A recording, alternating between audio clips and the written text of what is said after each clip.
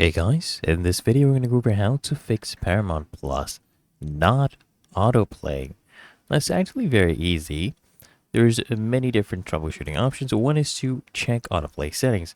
So whether you're using your iPhone, your iPad, your Android, you just go to more, go to settings, and then go here to autoplay and enable the autoplay. Just toggle it on, okay? Toggle this one on. And if you're using Android TV, Fire TV, Apple TV, Roku, whatever, you just go ahead and select settings, autoplay, and enable the autoplay toggle. Just toggle that on, right? And for your connected devices, just do the same thing, okay?